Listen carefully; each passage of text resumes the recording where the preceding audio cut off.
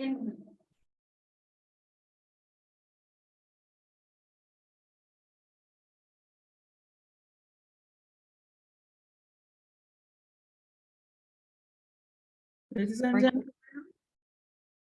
and gentlemen, good afternoon.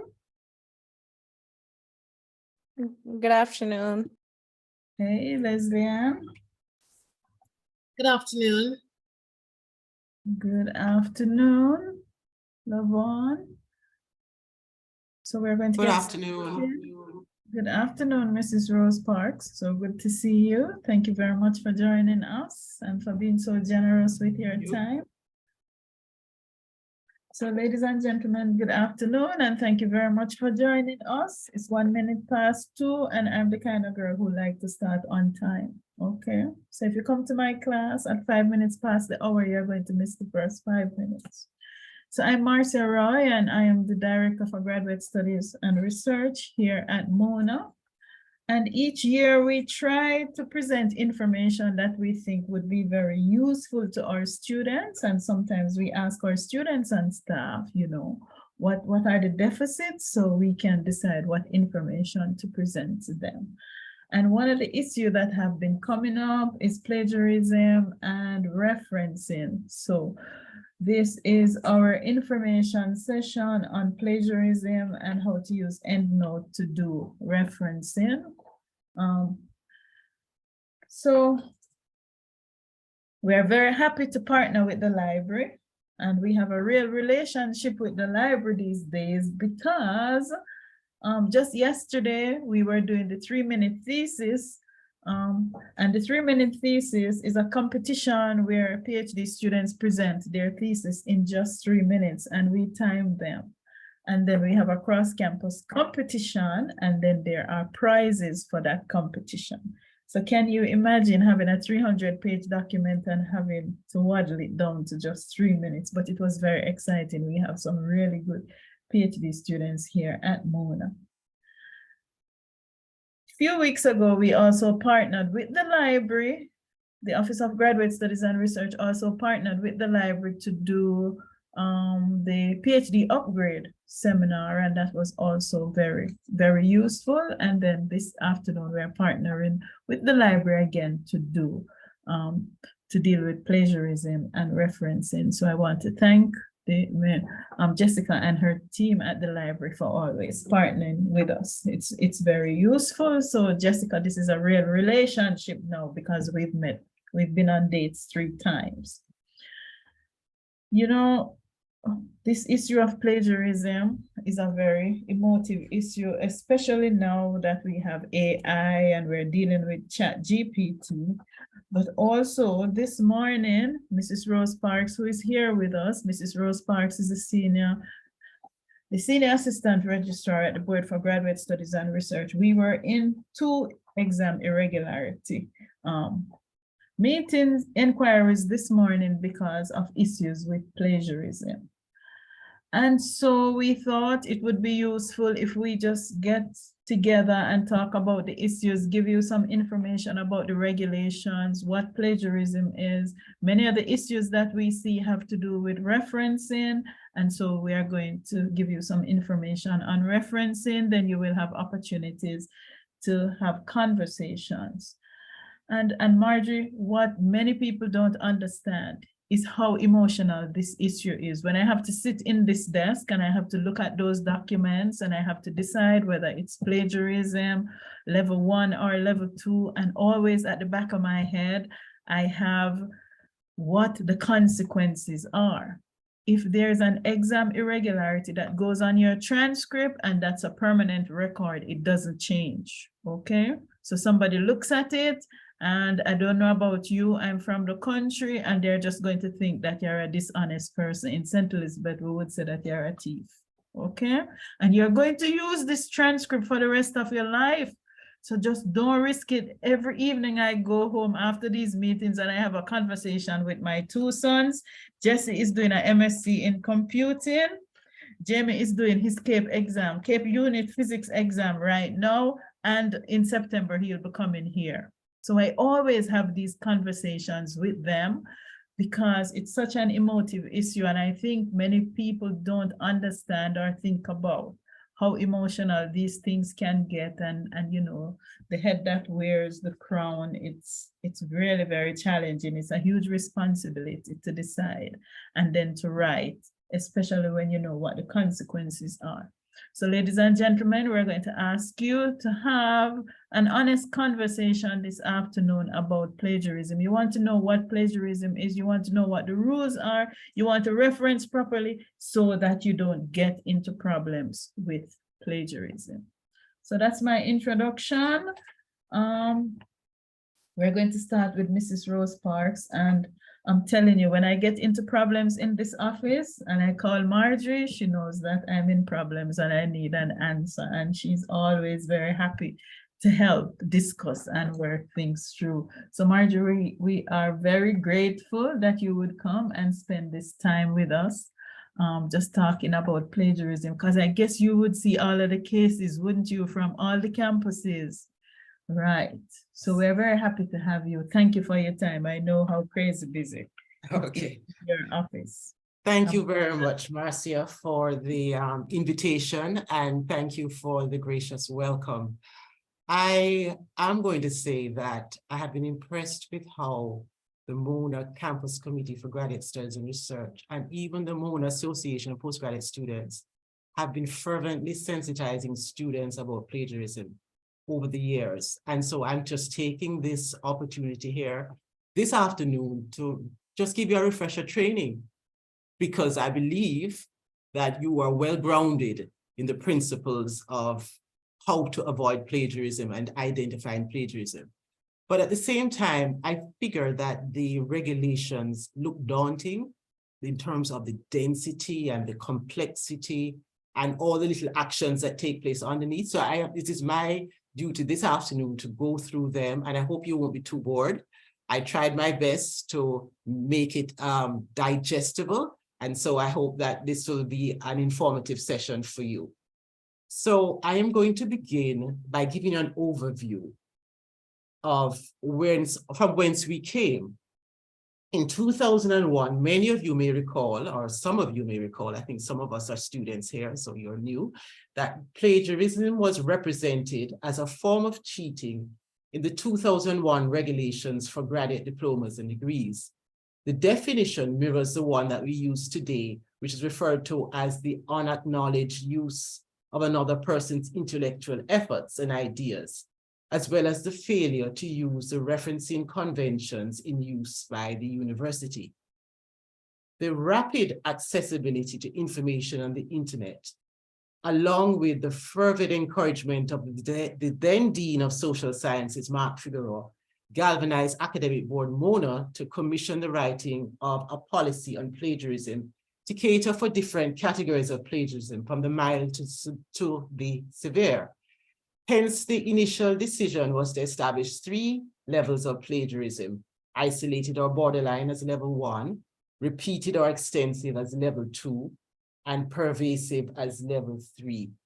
The policy was also intended to define procedures for handling the 3 categories, with the level 1 and 2 being a matter for academic assessment, and level 3 as a disciplinary matter. Suffice it to say, the initial proposal for 3 categories was rejected. And today we have a policy which was approved in 2010 with 2 categories. And thereafter, we had the development of the university regulations on plagiarism, graduate certificates, diplomas, and degrees. And the 5 sections I'm going to be focusing on, I'm broken it down to 5 sections: applicability of the regulations, definitions and exemptions, evidence of plagiarism, rules for level 1 plagiarism, and rules for level 2 plagiarism. Now, applicability. The plagiarism regulations will not apply where the work is produced in a written examination as contemplated by Section 2 of the regulations for graduate certificates, diplomas, and degrees, which regulates the conduct of proctored examinations. So in other words, these plagiarism charge cannot be brought against a paper or a work which was submitted, on our traditional sit-down examinations that we do in the assembly hall or under the tent. Now, the definition of plagiarism is the unacknowledged use of the words, ideas, or creations of another. What has sometimes been called passing off, but we see that this reference is no longer used in our definition as it connotes intent. And the idea, the concept of intent was excised from our definition in 2018. So the examiner or the Board for Graduate Studies and Research no longer have to prove that there was intent. Plagiarism includes situations where students reuse without acknowledgement their own previously written work, ideas, or creations when writing any new work. And this is known as self-plagiarism. So these regulations also cover self-plagiarism. There are two categories of plagiarism, as I had mentioned before. Level 1, which occurs where small quantities of the work are affected and the instances of plagiarism are minor. It includes cases of cosmetic or poor paraphrasing, negligent referencing, or incorrect or missing citations. In contrast, level 2 arises where large quantities of the work are affected and all the breaches are serious. It includes cases in which a significant amount of material is borrowed or directly quoted or cosmetically paraphrased with no attribution at all, or with insufficient attribution to indicate that the borrowed material is not the work of the student. Now, the question I have for you is, can plagiarism be justified?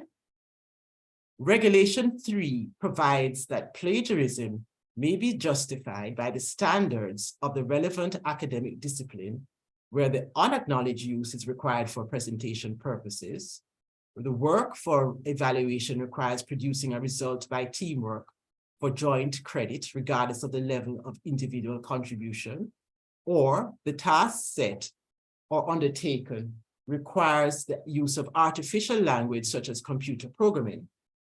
In the cases that I have been involved with, the illustrations in Regulation 3, in addition to the illustrations in Regulation 3, I've heard other arguments indicating that there is limited use of paraphrasing in scientific language, since the meaning might be lost if words were changed liberally, and further that quotation marks could not be used in works of that nature. I've also heard that an experimental procedure was difficult to paraphrase. Similarly, standard definitions, technical specifications, and statistical methods. Now, I would like to throw the gauntlet down and ask Professor Roy whether or not this is true. Is there any truth to the statements? And maybe she could answer that at the end of the presentation. Now, the evidence of plagiarism is addressed in Regulation 6. To constitute evidence of plagiarism, there must be identified as a minimum the passage or passages in the student's work which is or are considered to have been plagiarized, and the passage or passages from which the passages in the student's work are considered to have been derived. What this means is that without the source material being identified, there is no case. It is incumbent, therefore, for the examiner or the head of department or the person detecting the plagiarism to identify the source material from which the student has allegedly plagiarized. While scanning software may be used to detect the similarity of the text, the student's text, with other published or publicly released works, it is important for one now to dig down, to go through the originality report of Turnitin and try and identify the sources, by name, the author and the work, so that we can bring as a good case, because the student could argue that, oh, you are pointing to an internet source, but you have not identified where the text was taken exactly. And so we have a difficulty in proving the case if we do not have the evidence. So the scanning software is useful, and we do require it under Regulation 7. And we also require students to sign an accountability statement certifying that their work is free of plagiarism. Now, the rules for level 1 plagiarism, as you can see, is that if level 1 plagiarism is suspected in a project report that is 25% or less of the overall credit rating of the program, what we call a minor project report, the person detecting the plagiarism must refer to the matter to the examiner. This suggests that the examiner, somebody else other than the examiner, may have identified the plagiarism, but more often than not, it's the examiner who identifies.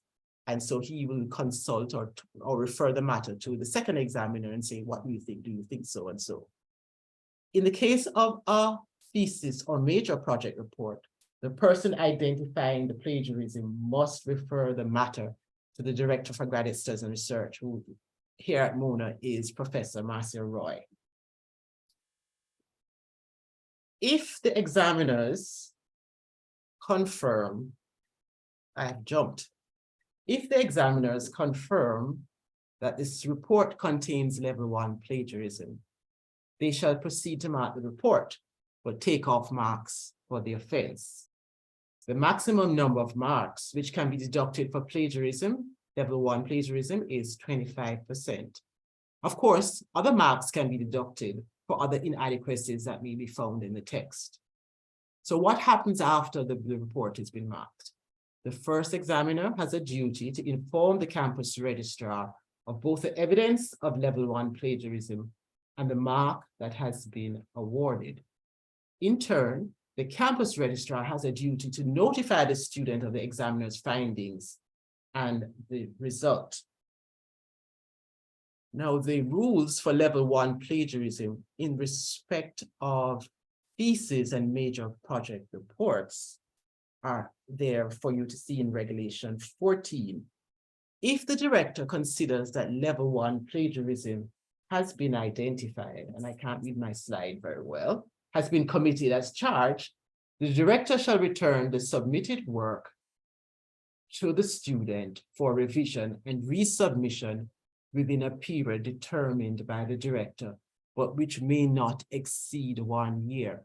So notice that if there is level 1 plagiarism identified in a thesis or major project report, the director will return the work to the student for the student to revise and resubmit it.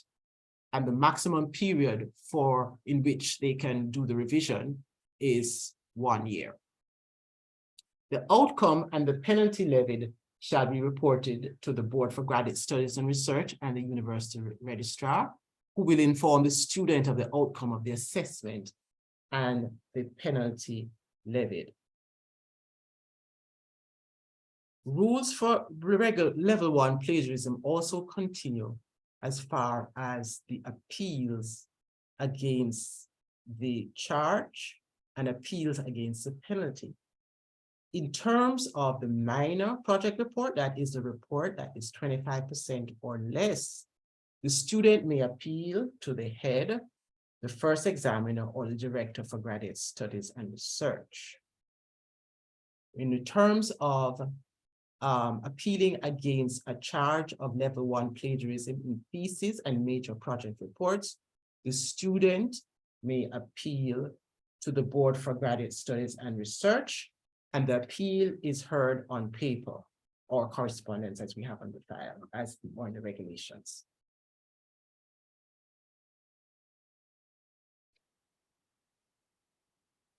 Now, the powers of the appeal body, that is either the head or the director or the Board for Graduate Studies and Research, they can allow or dismiss the appeal. They can remit the penalty, and to remit the penalty means to cancel the penalty if it is that they find that the penalty is excessive, or they can reduce the penalty. So these are the powers of the appeal body: to allow or dismiss the appeal, to remit or cancel, or to reduce the penalty. And moving on now, we're going to look at the rules for level 2 plagiarism. These are set out in Regulations 19A Sequitur. They describe the actions that a Director of Graduate Studies and Research may take when a case of level 2 plagiarism has been reported, the director may decide that there is no case at all, or that the case is not a level 2, but a level 1. So that is what the first paragraph is saying. If level 2 is suspected and the case has been referred to the director, who, not agreeing with the suspicion, may communicate with the dean or head of the department or the examiner and indicate that there is no case or that level 1 proceedings should be invoked. Now, if the director decides to drop the case or the case is not a level 1, the dean or head of department may appeal to the chair, Board for Graduate Studies and Research, who may uphold the director's decision or may decide to proceed to a formal hearing.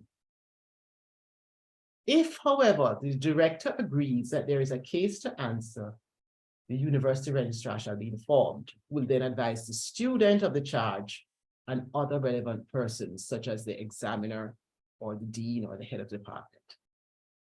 The chair, Board for Graduate Studies and Research, will establish a committee of inquiry to hold a hearing in accordance with the rules of natural justice. This committee is comprised of academic board representatives of each campus who sit on the Board for Graduate Studies and Research, in addition to a representative of the student body.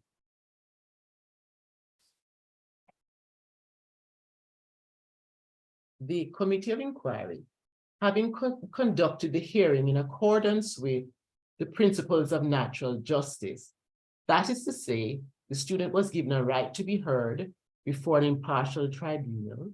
The student was provided with the evidence in sufficient time. We here at MONA, or we here at Office of Administration, give at least 14 days notice. And so they're given sufficient time to prepare for the hearing and was allowed to tender evidence in his or her defense. The committee, if satisfied, shall make a report to the board and recommend the following. If the plagiarism was identified in a minor project report, the student should be failed in the project report. The student will be therefore failed in the course, but given an option to repeat the course. If the level 2 plagiarism was identified in a major project report, the project report will be failed and the student will be given an option to revise and resubmit the report at a time specified by the board. If the thesis contained level 2 plagiarism, the board is going to be asked to find it inadequate, requiring resubmission within 18 months, or they could fail the thesis outright. And I've seen instances where they have failed the thesis outright and they have dismissed the student from the university for a very long time.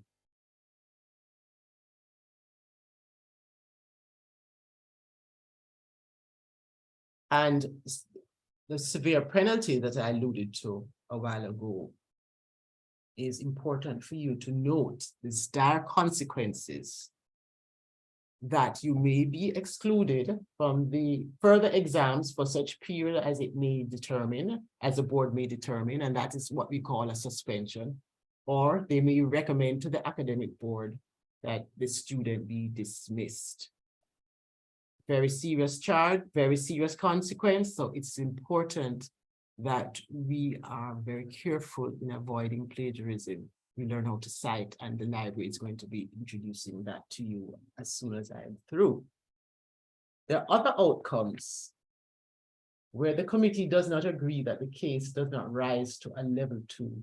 The committee will direct the director to reply to the dean or head of department or examiner and student through the university registrar, indicating whether to invoke procedures for level 1 or to close the case altogether. And this has happened a few times.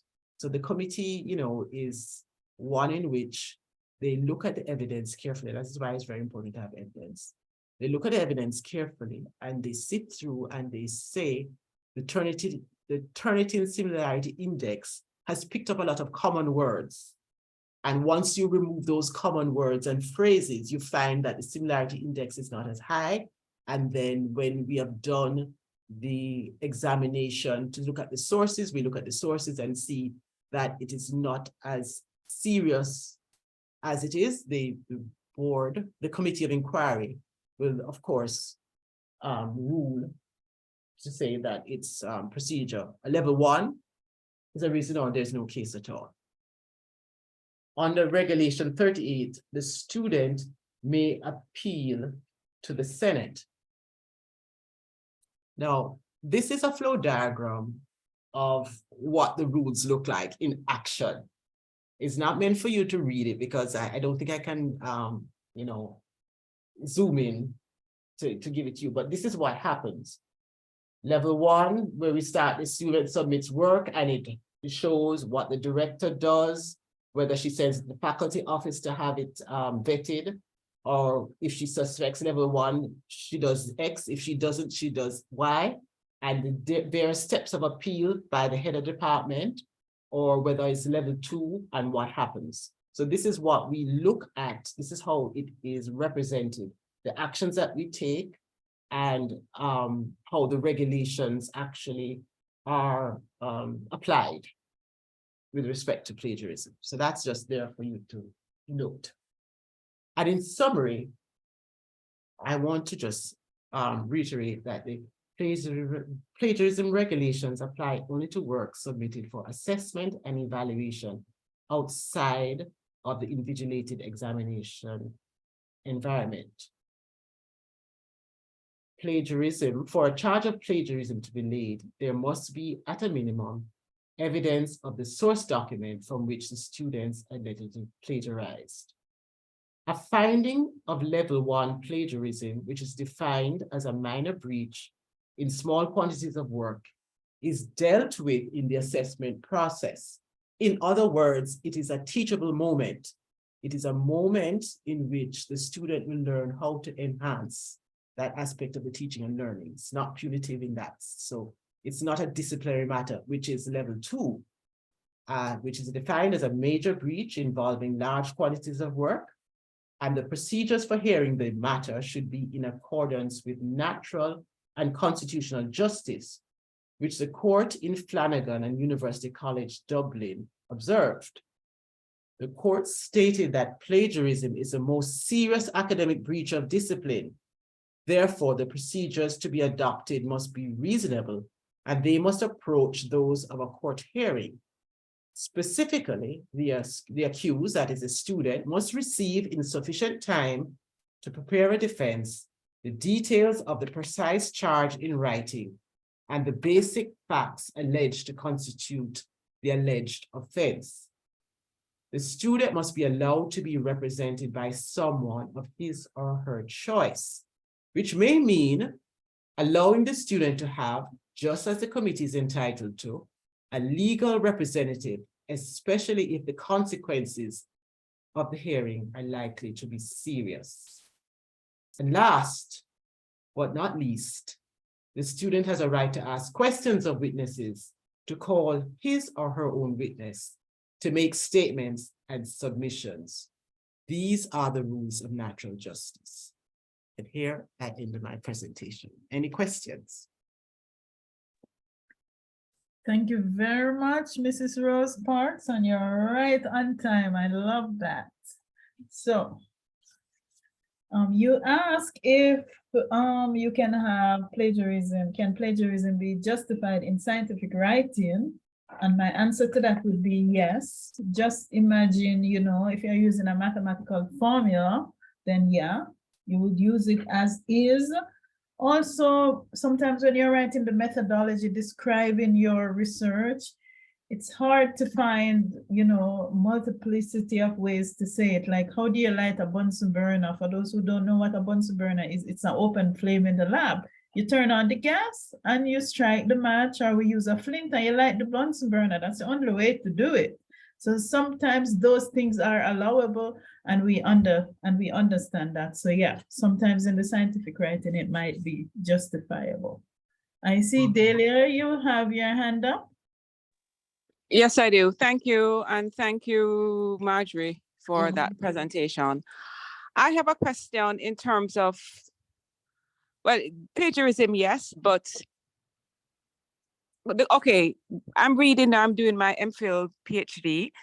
And when I read, there are some authors who quote other persons because they quote other persons without acknowledging it.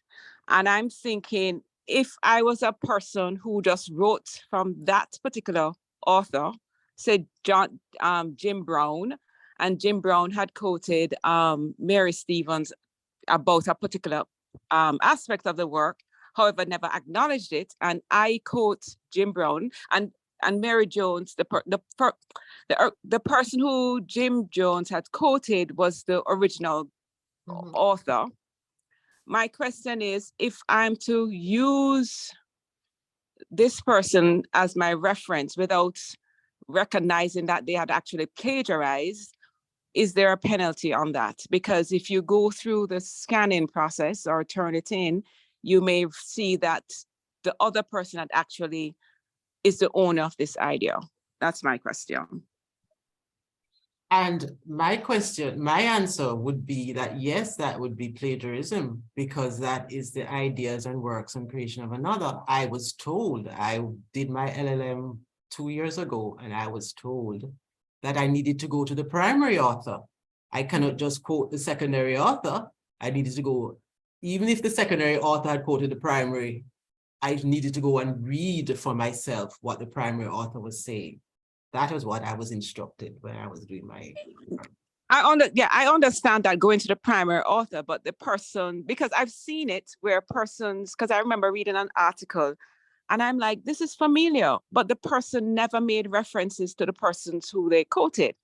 So I'm just saying, if someone is caught offhanded and quotes someone who has plagiarized, is this in turn plagiarism? Yes, I think so. Marcia, wouldn't you think so? Boy, it sounds like a very complicated case for a lawyer, Marjorie. But yeah, because if the person plagiarized, you also would have plagiarized. Ignorance is no excuse. Because then everybody would claim ignorance. Right. Understood. It's just that I just thought about it, and I mean, when I read the thing, and I read it over and over, and I actually went to the source document, and I lifted it, and I'm like, oh no, and then I was wondering if this was one of those articles from what do you call it, articles that is not accepted in academia, and it was. Okay. So I just was a question I wanted to throw out. Thank you, and good presentation. Oh, thank you. Thank you. Tom's Rodriguez.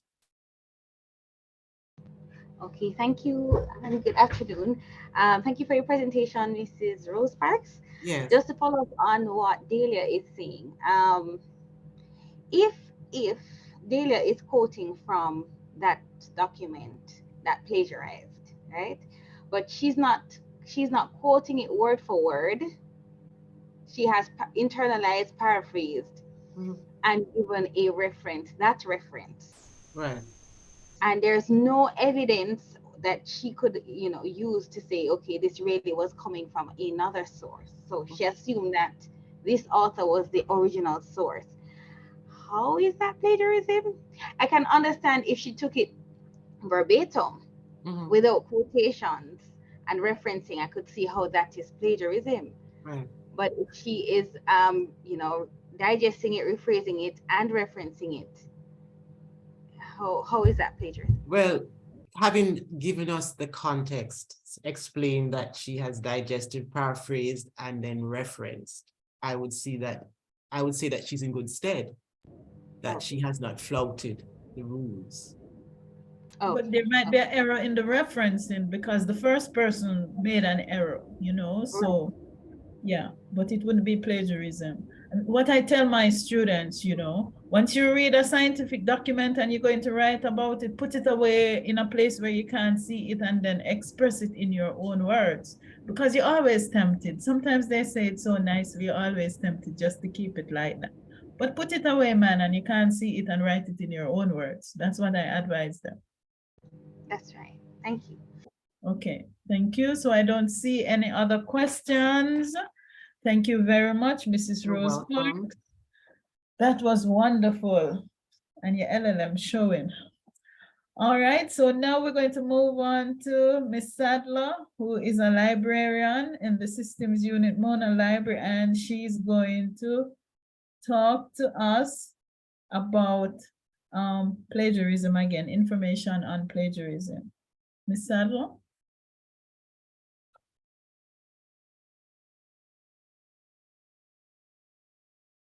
She's here with us. Good afternoon, everyone. I'm sorry, my Yeah, microphone was off. May I be allowed to share my screen? of course.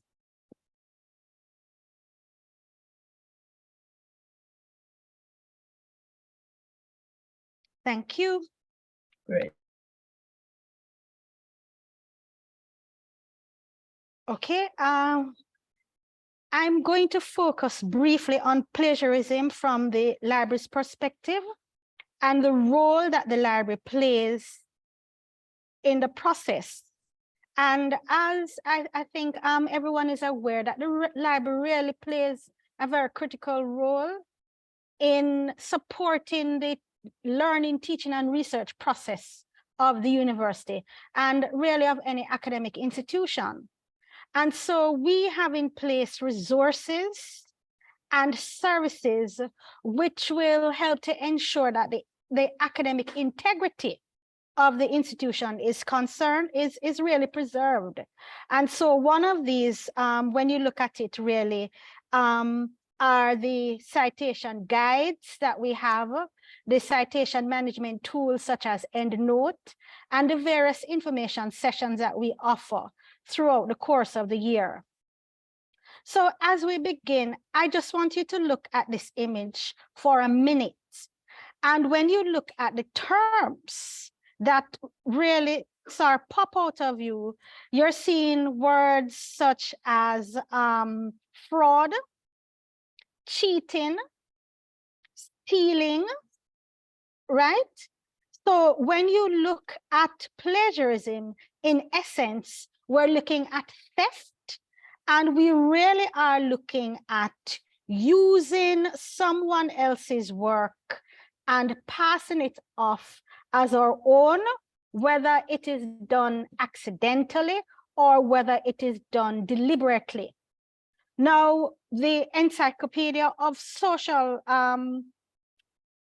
Problems gives us a very good definition, which says that plagiarism really is to represent oneself as the author of some work that is in fact the work of someone else. And it is a serious problem. It is a global problem. And what we have seen is that since COVID, where most academic institutions went online, the problem has multiplied. What we find as well is that most persons attribute plagiarism to just text. But when you use a graph and you do not give credit, it could be a blog, a video clip, whatever it is. Once you are not the creator, you need to ensure that credit is given. And therein lies the challenge that we have. Now, Mrs. Rose Parks did an excellent job, an excellent presentation on the UWI stance is where plagiarism is concerned and the penalties that are applied. We usually highlight it in our presentations from the library so that it sets it in context. And if you were to look at universities worldwide, Oxford, Yale, all of them, you will see very clear upfront what the position is where plagiarism is concerned and what are the penalties that can be applied. Now, there are different types of plagiarism, and some of them I'm just going to highlight briefly. This is just a few. So you have direct plagiarism, And as the term suggests, direct plagiarism really occurs when you take someone else's work word for word, you insert it into your document, and there are no quotation marks, no recognition is given. And usually we find this happening a lot when persons cut and paste, right? There is also paraphrase giving credit, and that happens when you change the words of your sources without giving you credit. You have mosaic plagiarism, where you partially paraphrase the context, and so your paper turns out to be a mixture of your word and someone else's sources. Self-plagiarism, and so some persons recycle their work. They have a particular research interest, and so they recycle their papers and presents each as an original work, when in truth and fact it is not. There is an accidental plagiarism, where for some reason you may present the information from your sources, but you forget to include the citations. And then sometimes you may end up misquoting the source. And finally, we have what is called misattribution, where the information is taken from one source and is credited to another. And when you look at the literature, there are other types of plagiarism, but we're not going to go into that today. Now, when you think about plagiarism, we always think about it from an academic perspective, but guess what? The publishers are equally concerned about plagiarism. And I know that as graduate students, some of you may already have published, or you intend to publish. And so you always have to bear these things in mind. There is a committee on publication ethics, COPE, and what COPE seeks to do is to promote integrity in the research and its publication. And what I've done is simply to highlight some of the popular publishers. Most of them we will carry in our databases, and if you were to look at each of these, they will very clearly outline what the stance is as it relates to plagiarism, and they will advise you that if your work has been flagged, they will contact you, they will advise you what to do. And it could actually get to the point where if you're a faculty member, the university is advised. As a student, your lecturers, the university could also be written to by the publisher, and in some instance, you may be blacklisted. So it is a challenge that you need to look at, both from an academic perspective and as well from a publishing perspective. Now, what are some of the consequences of plagiarism? We have seen where, as a student, your reputation could be destroyed. And this is something that Mrs. Rose Park spoke about, that at UA, you could either be suspended or you could be expelled. There are instances where students who are applying into PhD program may have to present a proposal, and having gone through your proposal, an offer that was made could be withdrawn. And you may be on a fellowship. There is a breach in terms of plagiarism, and your fellowship is withdrawn. When we look at it from a professional capacity, it was widespread on the various news media not too long ago, where we saw that a German defense minister lost his job because of plagiarism charges, and that was carried in both Bloomberg and the Wall Street Journal. Now, one of the biggest academic scandals where plagiarism is concerned, was happened in Australia, where we saw the head of the Monash University. It is the largest university in Australia, where the gentleman had to step down because of plagiarism. And guess what? The incidents did not happen in the period in which he was forced to step down. These are occurrences that took place in the 60s and the 70s. And 20 years later, it came back to haunt him. And so you always have to think about it.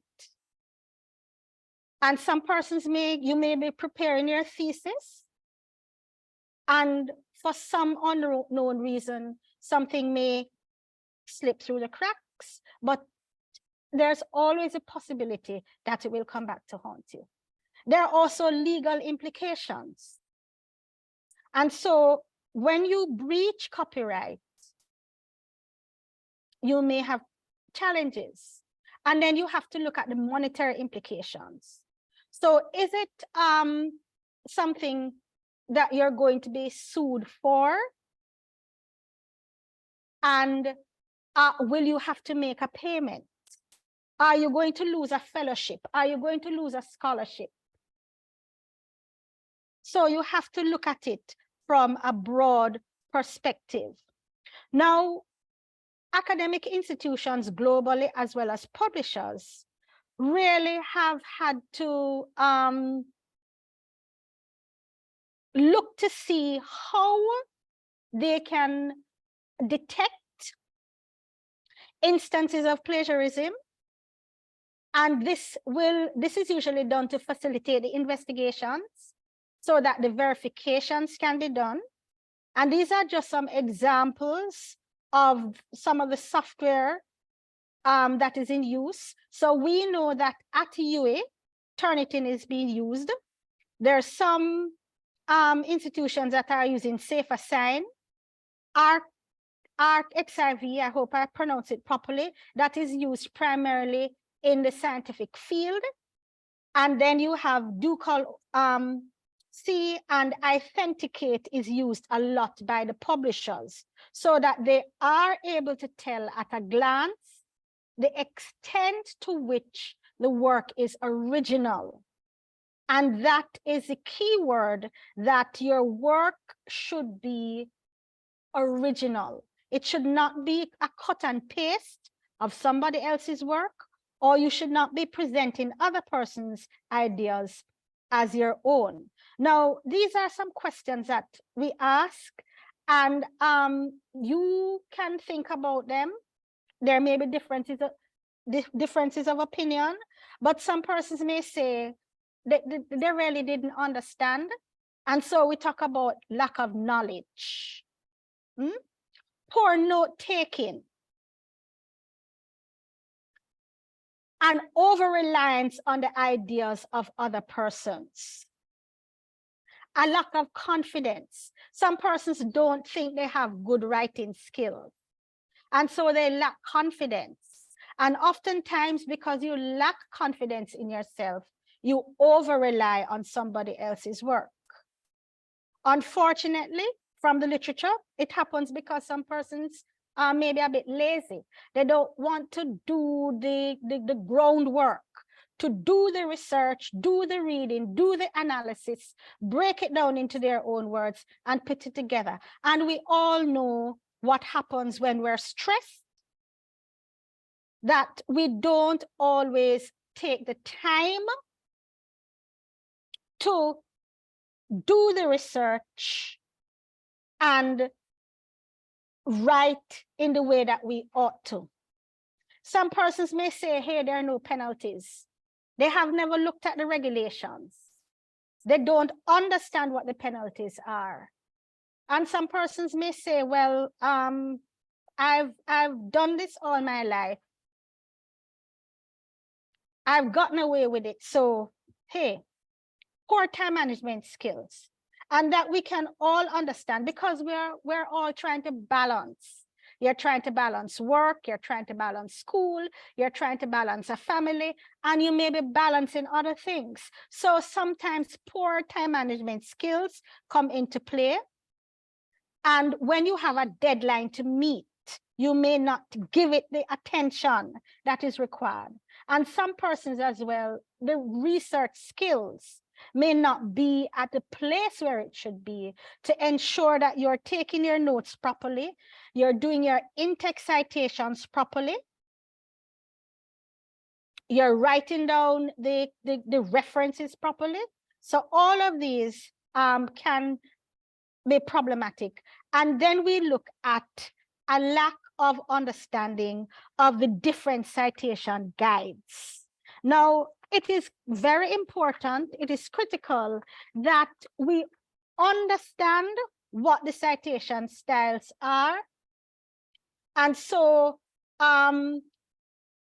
we have seen instances where there are students who are using the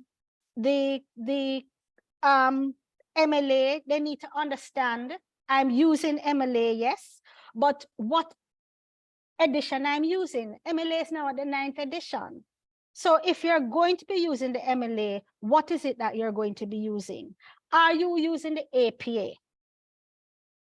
If you're using Chicago, are you using author date or notes bibliography? I know that we have seen instances in the library where a student comes to you for thesis consultation and you find both notes bibliography and author date in the thesis. And you have had to sit down and say to the student that it is one or the other, but it cannot be both.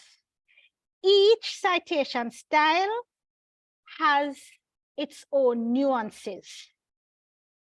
So when you're dealing with quotations, when you're dealing with your references, how do you present your author, your title, etc.? How do you deal with abbreviations?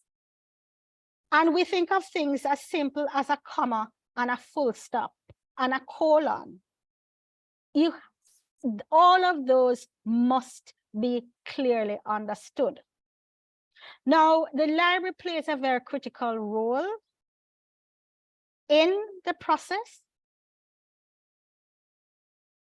And so every semester, we have sessions on all the major citation styles that are offered throughout the university. We work very closely with the Postgraduate Association, where we will have sessions arranged at a time determined by the association, so that we can take the students through the various citation styles and to guide you how to do your in-text citations, as well as how to do your references. Now, we also work very closely with the faculties.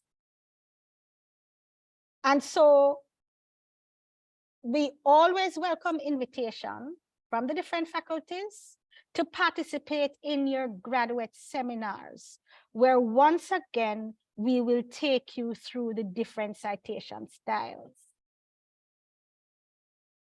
And so the first thing is to understand what is expected of you. Ensure that you collect credible sources.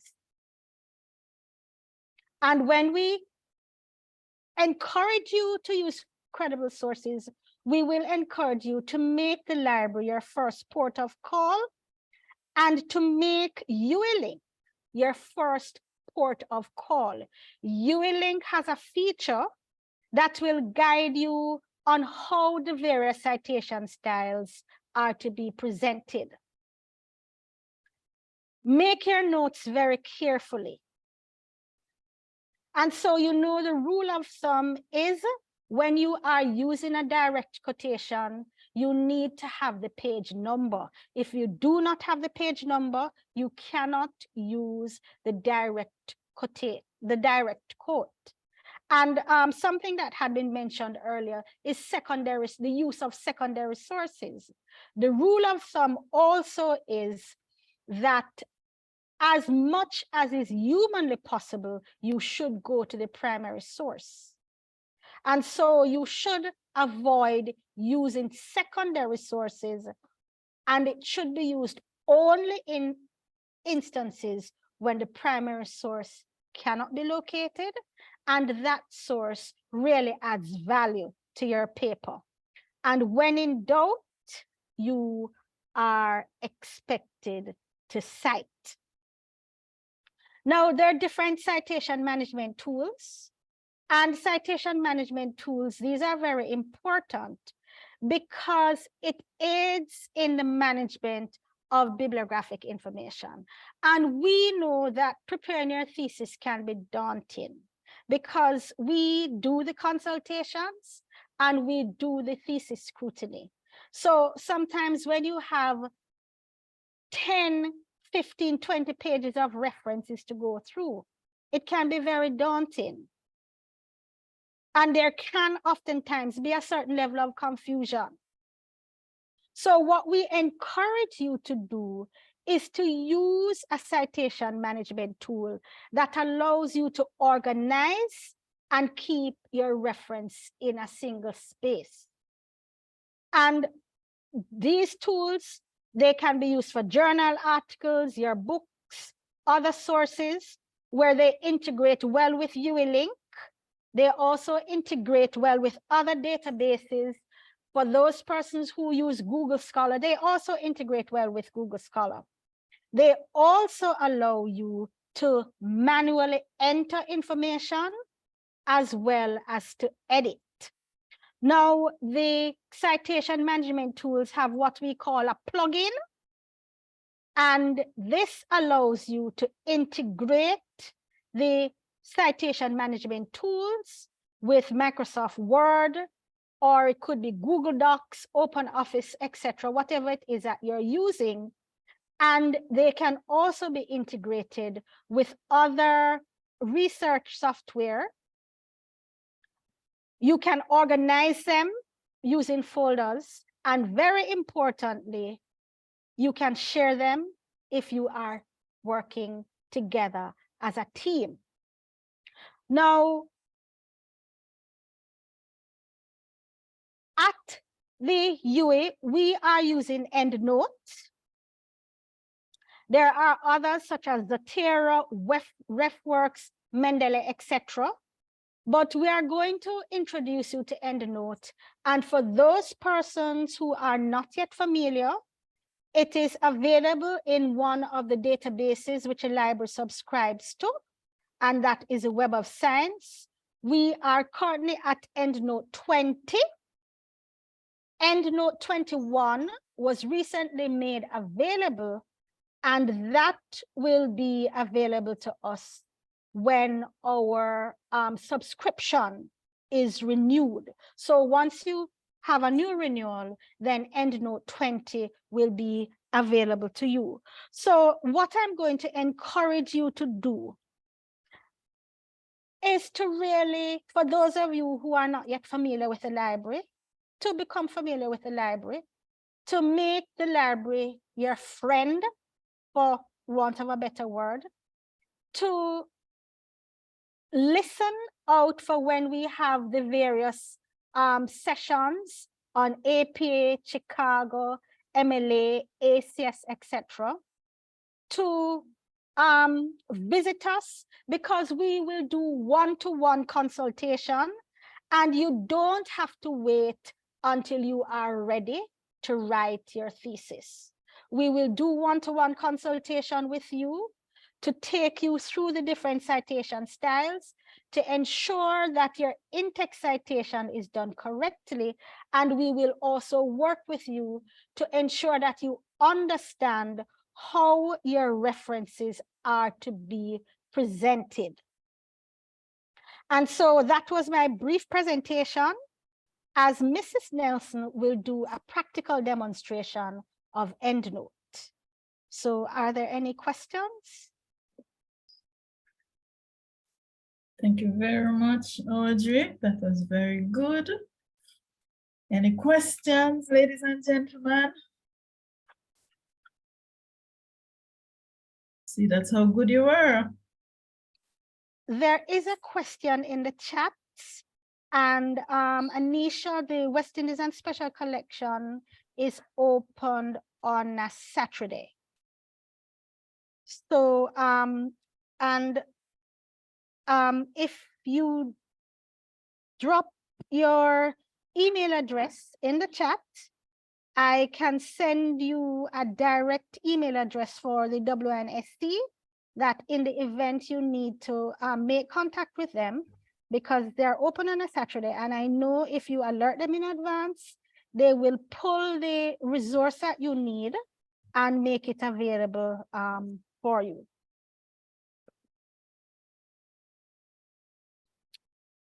The library, I see Mrs. Rose Parks have a hand up, Audrey. Go ahead, Mark. Oh, I'm not seeing a hand. Yes, it's not really a question, it's an observation. You had said that when in doubt, cite, but I have seen theses come across my desk where every sentence is cited. Oh, and it's not plagiarism, is it? It's more of just. But that what is it? That in itself is a problem, because I think some persons suffer from what we say over-citation. And sometimes that is a challenge that we have as well, where for every page, you see 4 or 5 or 6 or 7 quotations and stuff like that. So because the thing is that you really need to read, and as Dr. Roy had said, read it, set it aside, think about it, digest it, and put it in your own words. When you're looking at the literature review, we know that the literature review, for example, that is where often you would find most of your in-text citations. But that, I think that is a challenge that we find sometimes as well.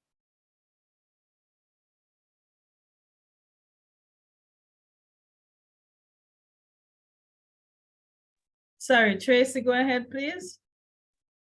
Good afternoon, all, and thank you. That was a very good presentation. I have 2 questions. One, you had mentioned that if you cannot use a direct quote unless you have a page number. And I just wanted to know if that applies to the Chicago style as well, if that's across the board. And my second question is, I'm not sure what version of EndNote I'm using, but I know it's one of the older versions. Is there any benefit or advantage to upgrading, and is that possible to upgrade the version of EndNote that I have to version 20? Those are my 2 questions. All right. And I know that some of my colleagues are online. So Ms. Tugwell, for example, who is the coordinator for the Mona Information Literacy Unit. Anybody is not familiar with Milou, I would advise you to become familiar with Milou. She's online, so if I'm not able to answer, she will jump in. You should be able to upgrade your EndNote to EndNote 20. Now, one of the beauty with EndNote 20 is that it is web-based. So wherever in the world you go, it goes with you. And that, I think that is one of the greatest benefits that you have. You're not required to install a software on your device. And there are ways that you can integrate them. So yes, that can be done. To the best of my knowledge, regardless of the citation style, once you are using a direct quotation, the page number is required. Okay, thank you very much. You're welcome. Delia, and then we'll take Jason and move on. All right, thank you. Thank you for that presentation. My question is in terms of being able to what's want of a better word, upload EndNote on my computer. I have tried in the past. I don't know, it's because of, well, I'm just not competent enough to do it. I tried, but it just never worked. So I was wondering if I was to make an appointment with a librarian, that would happen, if I could do that. And two, the other question is with EndNote, is it when you put your information on EndNote, would you have access to it all the time when you have left university? And what happens to the information that's in EndNote in terms of who else would have access to it? Thank you. Okay, well, in terms of access, no one has access to it unless you share it. So if you don't share it, you're the only person who has access to it. In terms of what happens when you leave the university, that's a good question. I have never really thought about it. In terms of, and that is something that I can research. In terms of installing it on your device, it is web-based. And so if you use the EndNote that is provided, EndNote 20, through the library, you are not required to install it on your device. What you would need to do is to go through a database that is called Web of Science. And you, once you have signed into Web of Science, you can sign into EndNote from there. And if you're on the campus, you want to come across to the library, we can guide you how to get it done. Okay, thank you. But I have to should I make an appointment or just appear? Well, if you're coming next week, all right, I'm going to put my email in the chat, and as long as I'm not in a meeting, then you don't really need an appointment. It's just that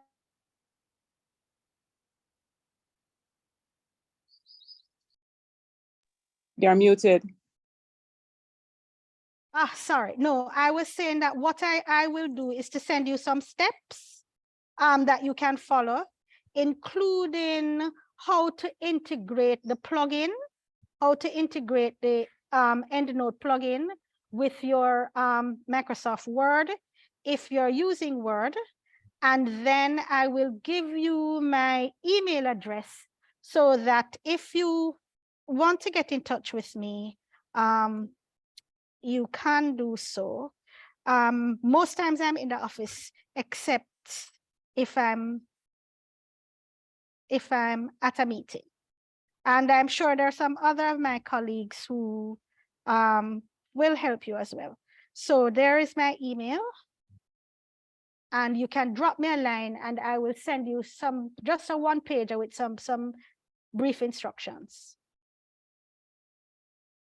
Go ahead, Thank you. Jason. Jason, go ahead. Hello, good evening. Hey.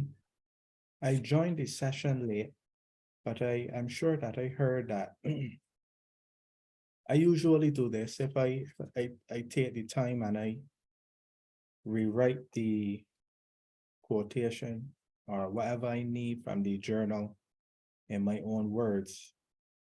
But you're stating if I reword it, I don't have to cite it. That's what you're saying?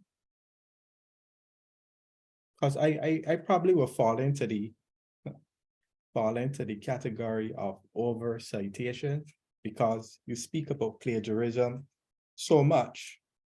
I don't want to fall into that category of plagiarizing. So based on when in doubt, I usually cite. But from what I'm hearing now, if I write it in my own words, I don't have to cite it.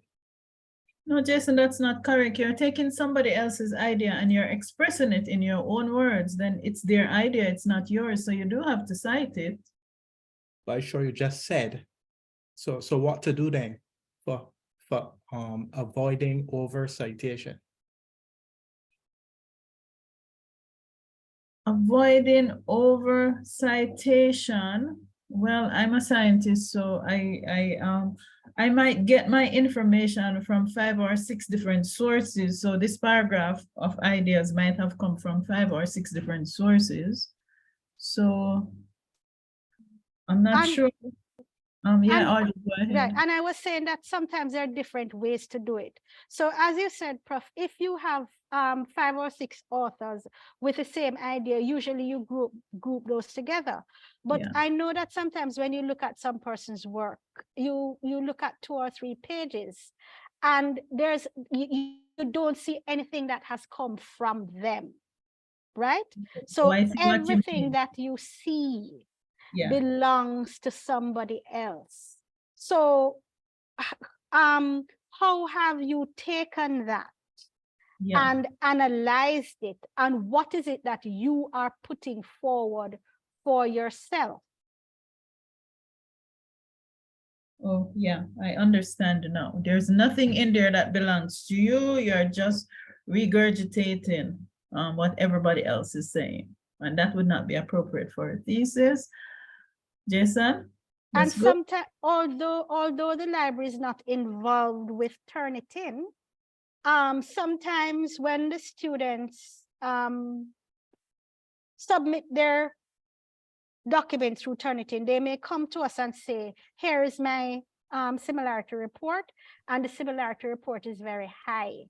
And oftentimes you may find that happening because the paper is so heavy on other person's work. So there's nothing of you in that paper that you have presented. And sometimes you have to guide students on how it is that you are going to tweak it, how you're going to pull all of those sources that speak to that support one argument together, so that you make it you make it better, and that they need to refine it, they need to do the analysis, and they need to present their own thoughts. Yeah, what are your own thoughts? What is your opinion on the matter? Because otherwise you could just take a lot of work from lots of people and just present it as a thesis, and it wouldn't be your own.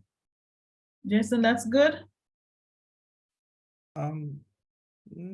Not really. So okay, all right. All right, so Audrey's email is in the chat, so maybe you might want to have a more lengthy conversation with her. Therese, you have a question? Remember, we have to move on to the next speaker. Yes, good afternoon. I believe that it was answered because I'm not in Jamaica. So to be able to access the library, there would not be it would not be for me. So I'm gathering that if I have any questions around EndNote, how to access EndNote, etc., or anything to do with the library in Jamaica, I can get it online. I would have to then email Ms. Sadler. You can, as long as you're a Mona student. Yes, I'm a Mona student. ID number and password are current. You do have access to EndNote through Mona. Okay. So just email me and I will send you a one-pager that will guide you how to access it and how to integrate it, the plugin with Microsoft Word. Right, and that should be fine. And if I have an Apple, it doesn't make it's okay. An Apple laptop that I normally use. It should be okay. There are some instructions which I can send to you as well. Okay, thank you very much. You're welcome. Thank you. Have a good weekend. Bye-bye. Valerie, you're the last, and then we'll move on. Okay, there was a question in the chat about accessing Turnitin otherwise from when you're doing course submission. Is that possible?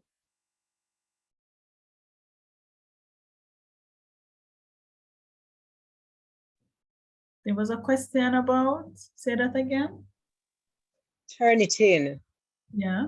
Normally you access Turnitin when you're doing course submission. Is there any other way to access it?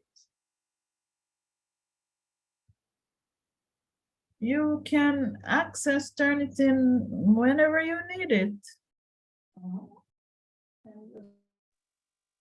Where is it located? If you're a graduate student and you need to access Uh-huh. Turnitin, we send you some information. It's on our website. You can access it whenever you need it. What about faculty? Faculty? Yeah, Uh-huh. it's the same. It's the same. We send information to students, graduate students and faculty, and they can access Turnitin and use it at their leisure. So we have to contact the library. You can, yeah, or graduate studies if you're a graduate student. Not the library, graduate studies. Graduate studies, whether you're faculty or student. Ken, maybe you could post the information. GB, you were saying, this is my assistant registrar, Miss Georgia Bennett. GB, you were saying? If they send us an email, we will reply back with the credentials for Turnitin. We who? Graduate studies. She's my assistant registrar that was speaking. Okay. Is there an email you could put in the chat? The email Or we address just go on, it's or in we the just chat. go in the address book. Oh, it's in the chat. Okay, thank you. Thank you, Geraldine. Geraldine is one of our graduates. Thank you very much. So we're going to move on to the next speaker now. And we have Mrs. Carlene Nelson, and she is a librarian in the cataloging department of the Mona Library, and she's going to present information on using EndNote. Carlene, please go ahead. Hi, good afternoon, everyone. I will be demonstrating how to use EndNote Web. And in this demonstration, I will look at exporting from UWLink, from the databases, how to create a manual entry in your EndNote library, and how to integrate your references in your EndNote library with your Word document. So can you allow me to share screen, please?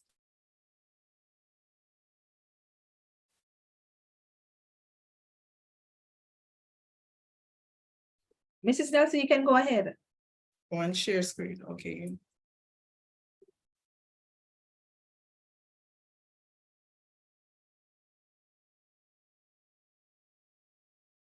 Okay, so we want to document references.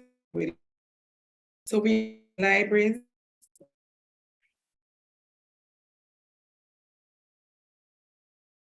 UWLink. And then we can do a search in UWLink using our key terms. So I'll be using flexible working arrangements.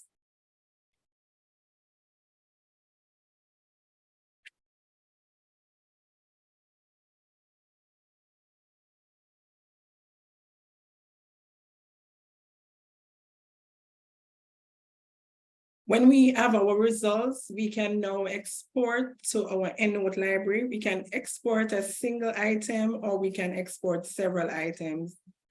To export a single item, we click on the... Sorry, excuse me. Am I the only person not seeing her screen? You're not seeing my screen? No. I am seeing it. I'm seeing it. I'm seeing it. Sorry. All right, sorry about that. Let me go through. Thank you. Yes, you can export a single item or several items to your EndNote library. You click on the quotation marks, then it gives you different options. You click on EndNote.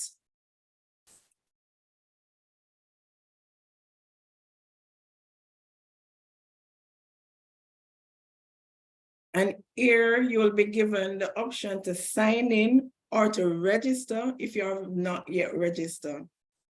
If you have not yet registered to use EndNote, you will be required to sign up with your email address, and we advise that you use your email address since EndNote is a part of the Web of Science platform and it's a subscription database. you can enter a password of your choice. I've already signed up, so I'm going to just sign in.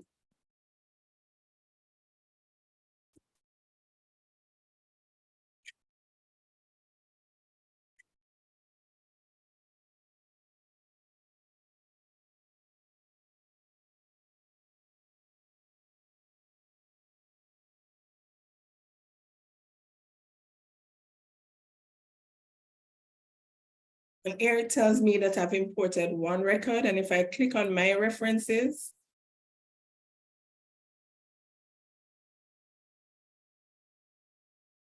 I'll see the reference that I exported from UWLink. Now I can go back to UWLink and export several others. So what I do is to check several items that I want to export to EndNote library.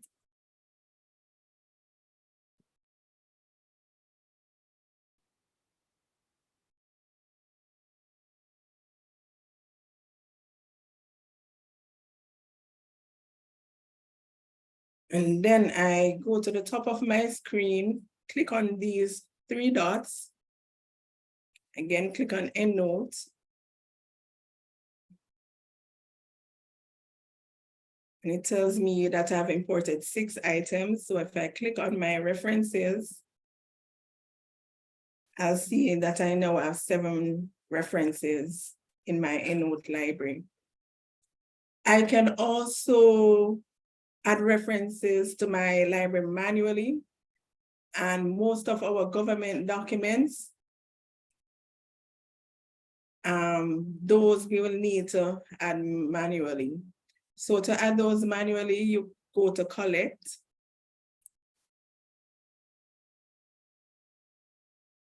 New reference.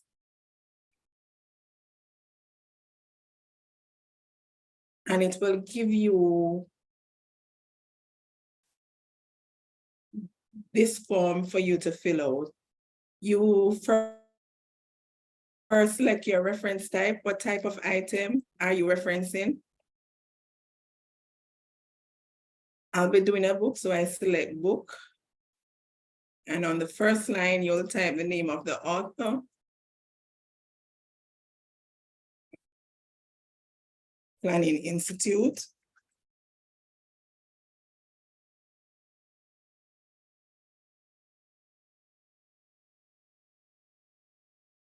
And I must point out that if you're doing corporate authors, you're required to put a comma at the end. If you don't, when you insert it in your Word document, you will find that your reference is not formatted properly.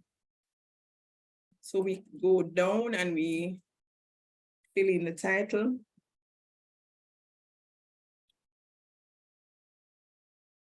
Economic and social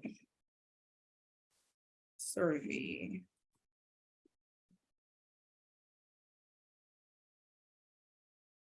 Year 2023.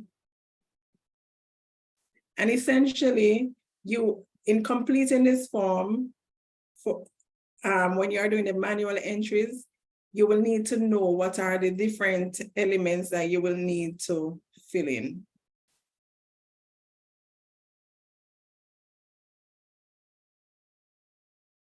I'll fill in place publish, although some citation styles do not use place publish. For example, AP, the current AP, but I'll still fill it in because you may not be using AP.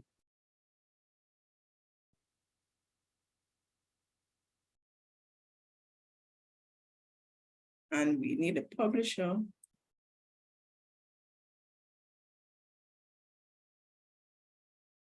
This Planning Institute of Jamaica.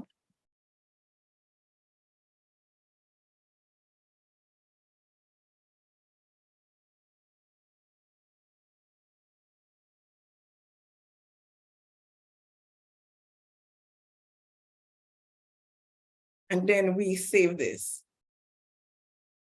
So if you notice, I now have 8 references because it has added my manual entry. So if I scroll down, you'll see that I've added an entry for Planning Institute of Jamaica. Now we want to export references from the databases, and you can export references from different databases. So I go back to UWLink, go to databases, and the first one that I want to export from is Academic Search Complete, a sub-database from EBSCO.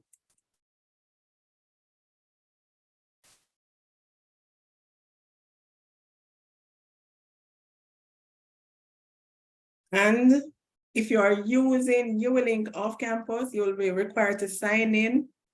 And although I am using UWLink on campus, I am using it on my personal device, which is not connected to the network, so I need to sign in.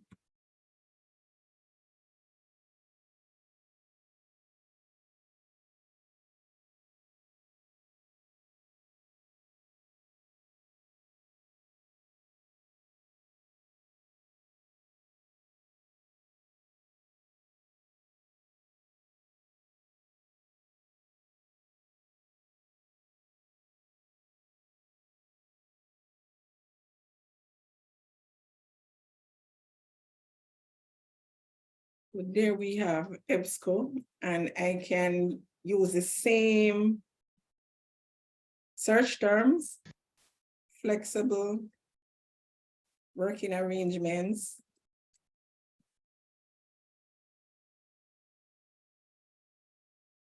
and search.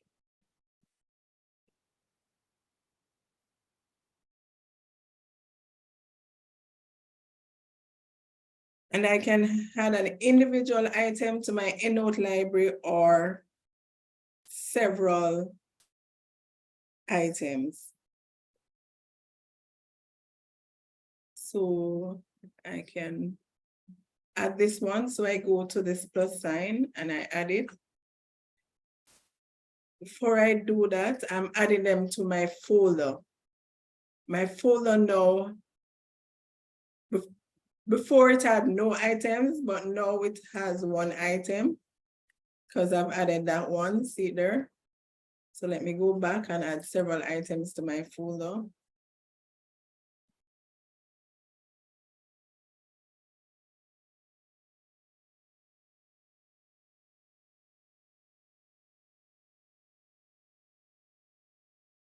Let me go back and do the search folder.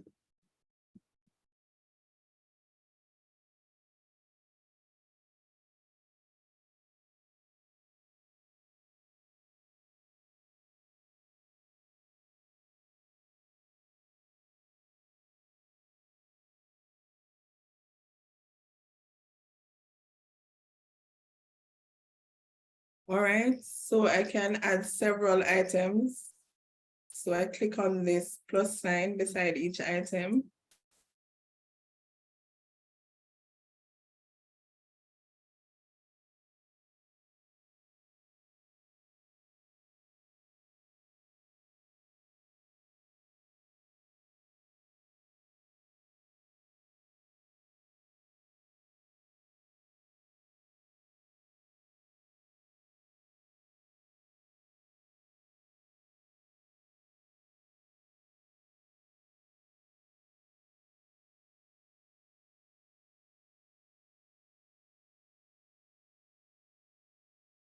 And after I've added the items to my folder, I go to folder at the top of my screen. And it tells me I've added 11 items. So I go to the right of my screen, click on export. And by default, it's on the option that I want. So I click on save. Then it drops a RIS file at the bottom of my toolbar. And if I click on it, then all the items will be loaded into my EndNote library. So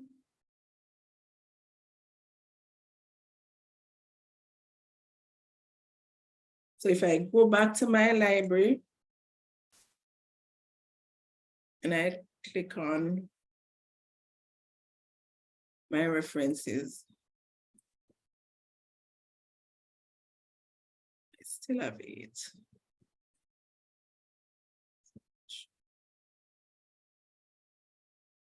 I still have 8. I'm not sure why.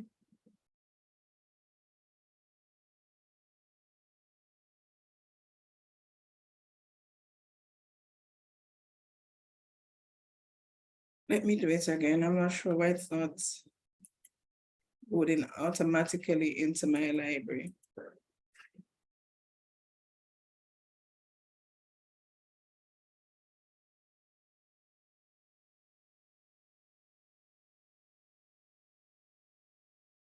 So I save.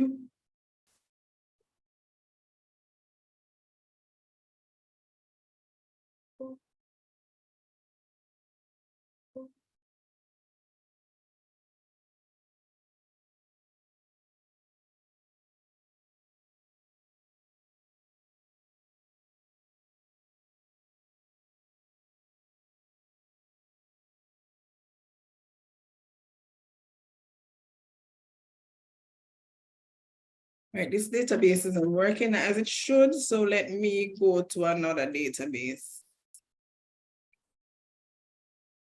Let me use ProQuest.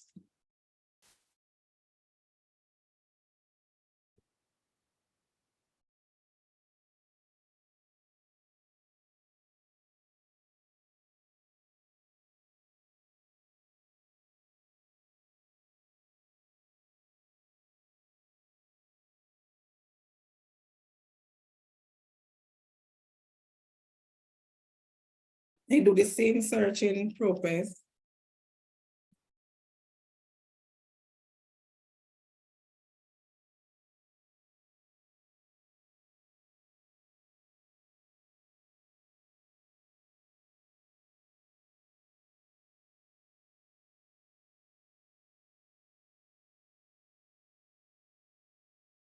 All right, if I want to add this one, I click on the quotation marks here.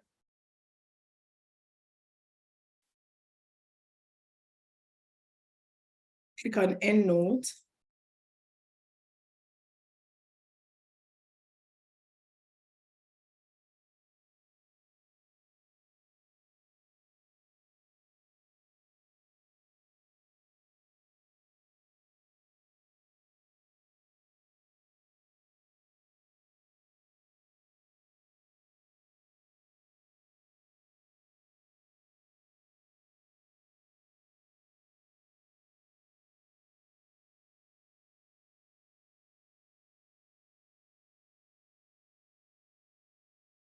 I'm getting a message about technical difficulties. All right, let me close this.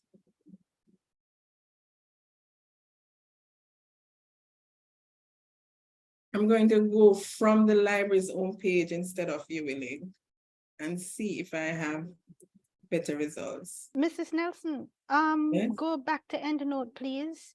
I think it is set to display 10 per page. So maybe if you change it from the 10, you would see them. So it says 10 per page, go across, right?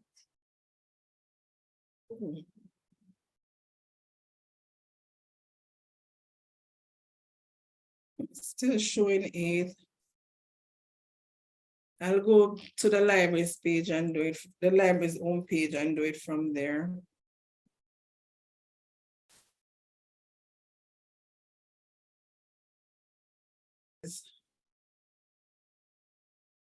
I'll go to resources, electronic databases,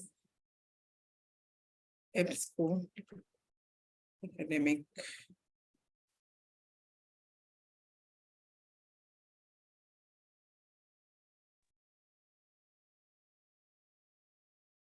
It's there as ultimate. It's Academic ultimate. search ultimate, yes. Okay.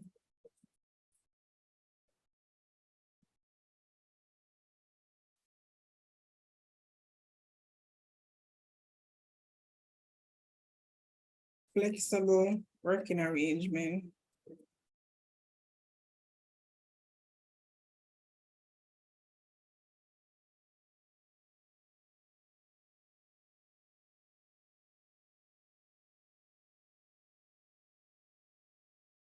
Okay, so I select the ones that I want to add to my EndNote library.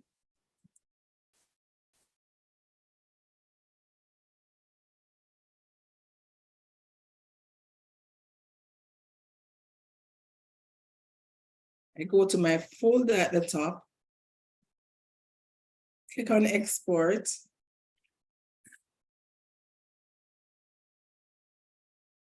And then I save.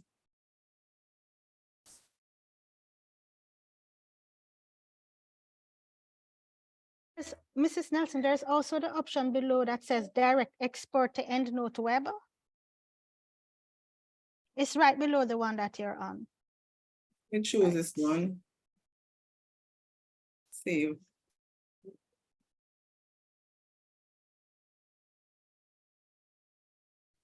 All right. It's signing again.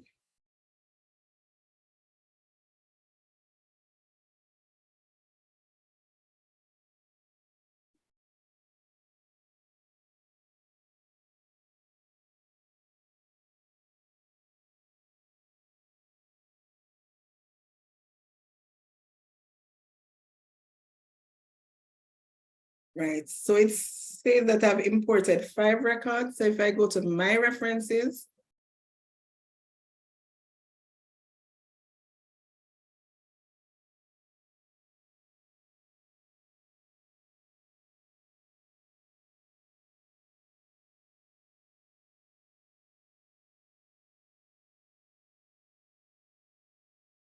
and click on all my references, I now have 13 records added to my EndNote library.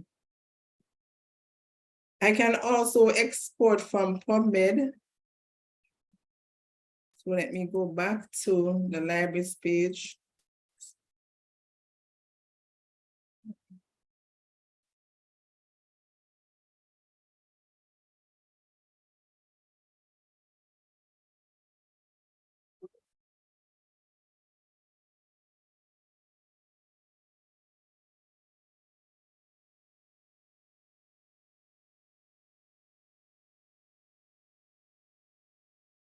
Electronic databases, and I want PubMed.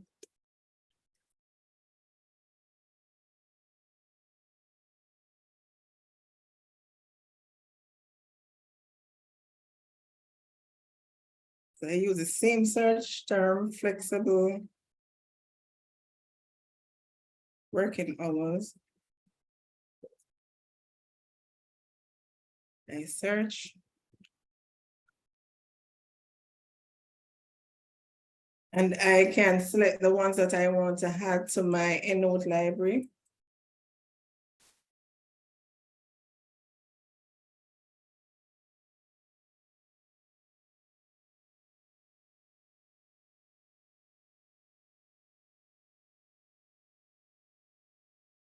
Then I go to send to citation manager, create file. It drops a file on my toolbar, and if I click on it, all the items should be in my library. So let's check.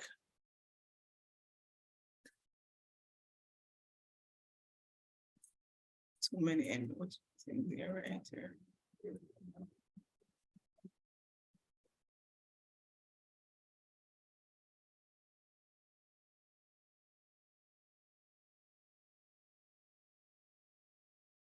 It didn't drop the ones from PubMed, I'm not sure why.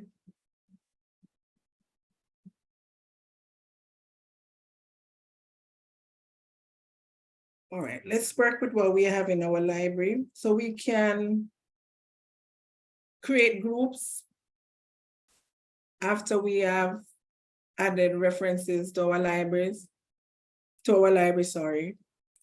So For example, we can place these in a group by themselves. Suppose we were looking at a specific topic and we want to look at the advantages of flexible working arrangement.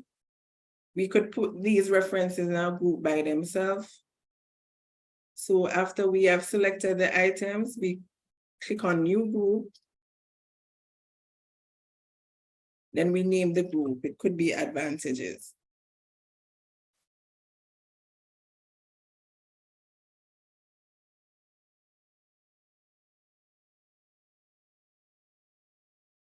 So when we are writing, it will be easier for us to identify those items that relate to a specific topic.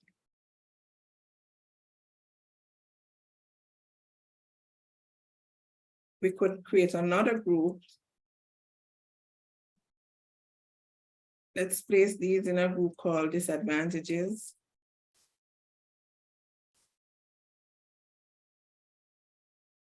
So we click on new group, name the group disadvantages.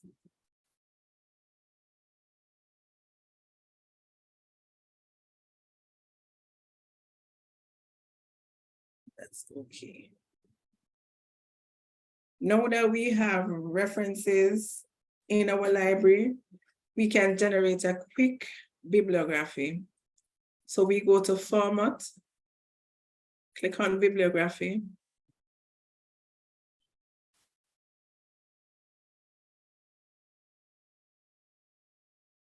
And we want all the references in our library.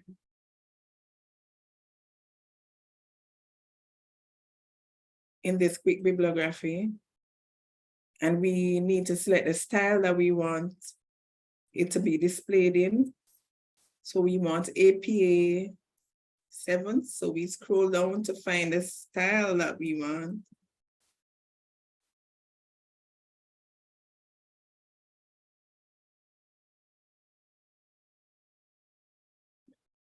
APA 7.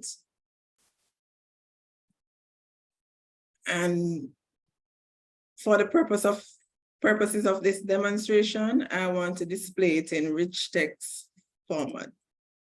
So I can preview and print. So I click on preview and print. And that's my reference. If you notice, some are not displayed, or they should really look if you are doing APA 7. So like this one, you probably will have to go in and edit it.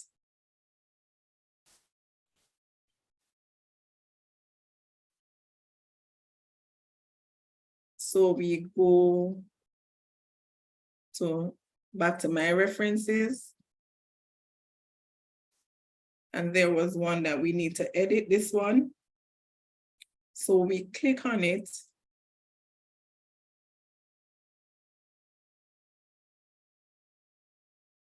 And then we change this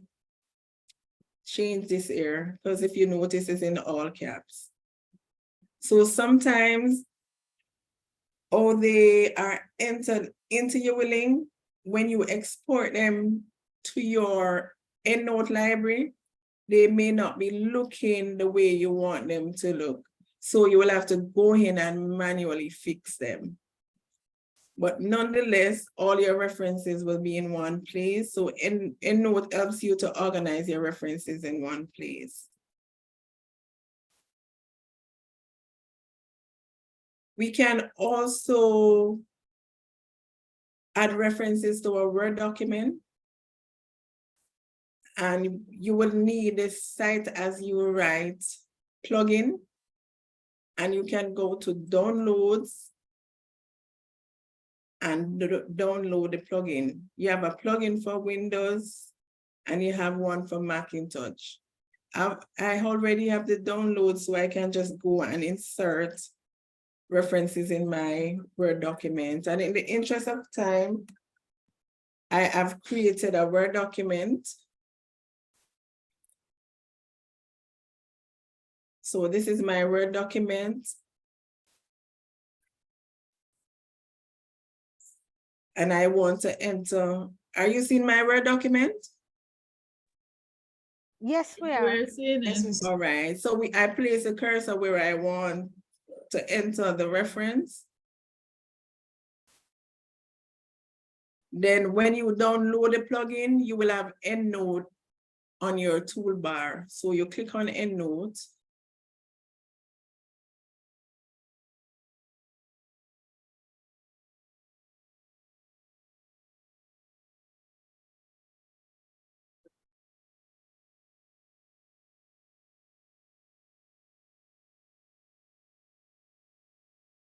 And it's asking me to log in again.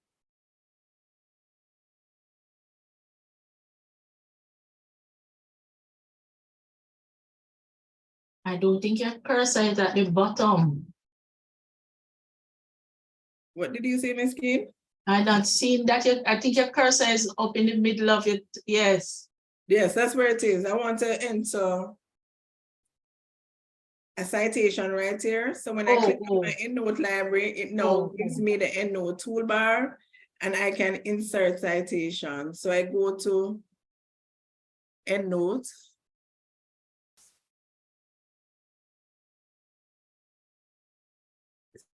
That I want, it's giving me.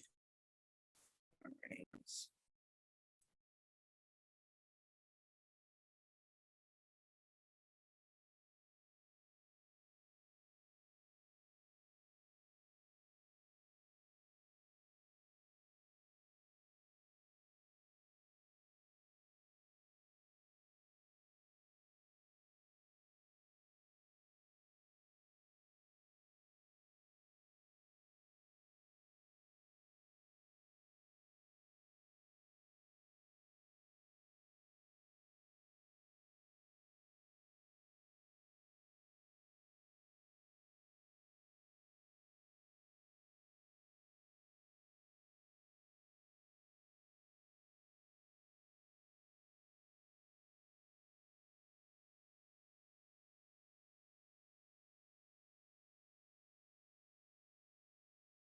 So all my references. So I go back to my Word document. And I want to insert a reference there.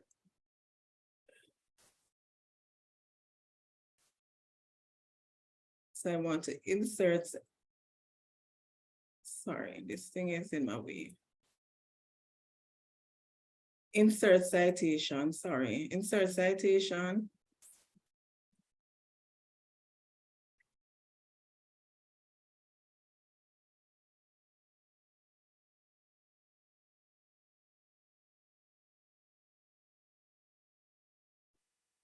All right, suppose I want to insert this one, Cooper.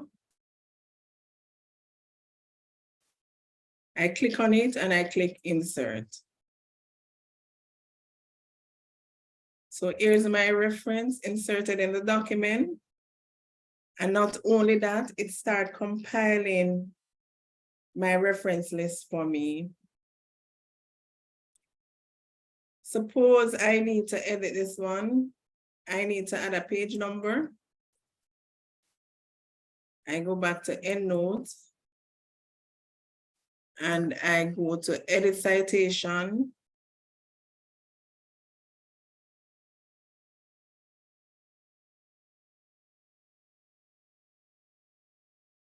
And I want a page number, so I put my page number there, 15.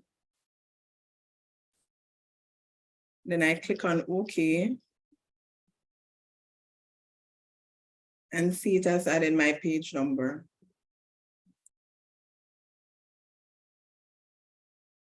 All right, suppose you started a narrative with the name of the author. Let me go back to EndNote.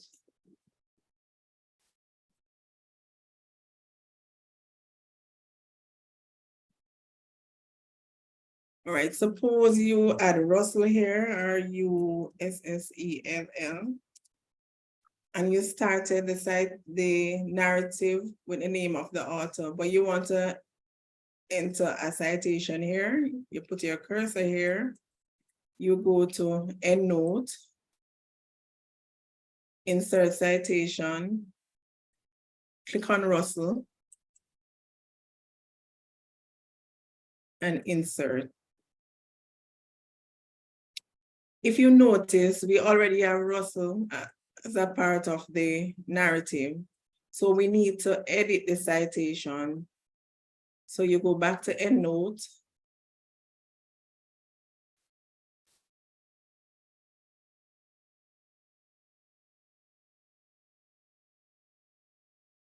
Edit citation. And you want to exclude the author because you already have it in the narrative. So you click on exclude and click on OK. Oh, sorry, I excluded the wrong one. This was the one that I need to edit. EndNote, edit citation. Russell, yeah, I like the one that you want to edit, and I want to exclude the author. So I click OK.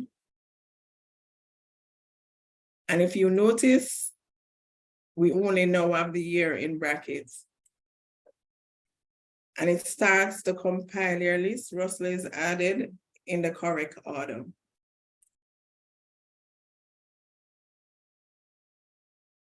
We could add another one here.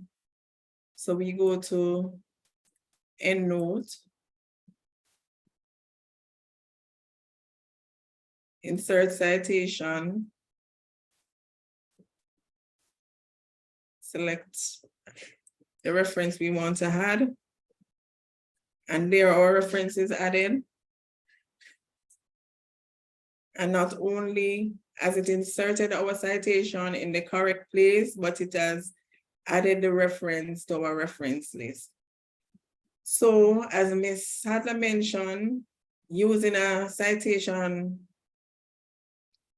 software makes it easier for you to organize your references and to keep them in one place, to keep track of your references. And when you use EndNote or any other citation manager, there is no chance of you leaving out anything that you would have cited in text.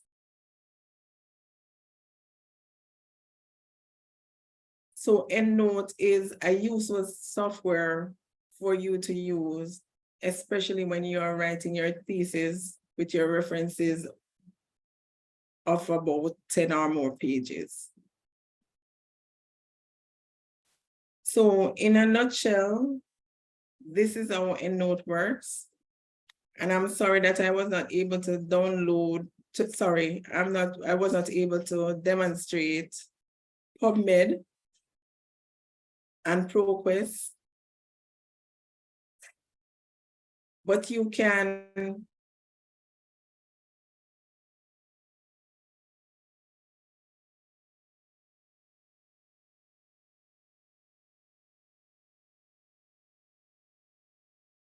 the cite as you write feature. I'm sorry, Carlin, can you say that again? I think I missed something. You said we can? The cite as you write feature makes it easier for you to organize your references and to capture everything that you would have cited in text.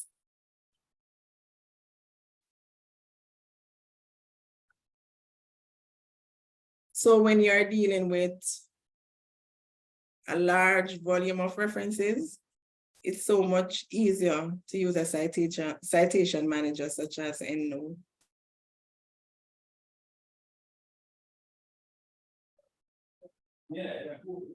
And this ends my brief presentation on... Mrs. Nelson, before you go, could you please go back to the library's homepage and bring up Web of Science so that our participants can see the starting point for EndNote? And just to briefly mention that EndNote facilitates importing PDF files. Oh, I should have shown you that. Let me close this.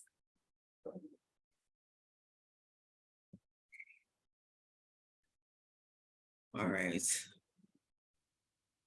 Libraries home. So you go to resources, electronic databases, Web of Science.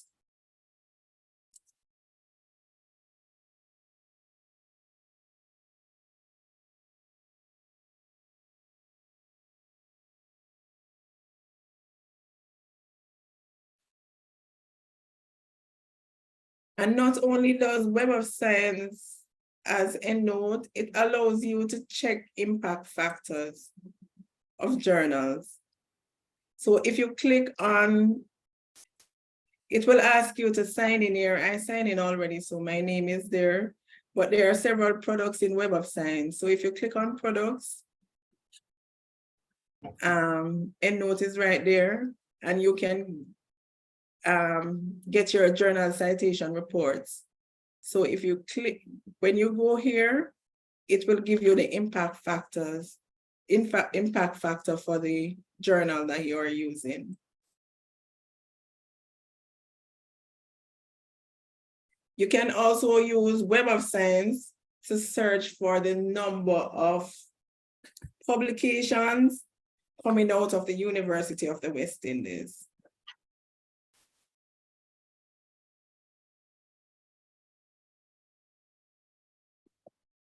Anything else, Audrey? Just to reiterate that for persons who are going to be using EndNote for the very first time, to go to Web of Science, and as Mrs. Nelson showed you, click on products. Oh, open it again, please, Mrs. Nelson. Products. Click on products, click on EndNote. If you click on EndNote and register it for it there, using your UWI email address, and once you have registered, it is going to send you an email to verify. Once you have verified, you can go on the internet, click on EndNote, enter it from there, sign in, and you're good to go. Okay. So the starting point is to ensure that you're authenticated as a member of the UWI community. So you start from Web of Science. Ms. Sadler mentioned PDFs. If you want to add PDF full text to your library, well, the full text is there for this one already. All of them have full text. Okay, but suppose these didn't come over with full text. What you would do is to save the full text anywhere on your computer or on an external device. Then you click on the paperclip and it will ask you to attach file. And you just click on attach file. Find the attachment anywhere you would have stored it and save it, and it would be right in your EndNote library beside the record that you have created.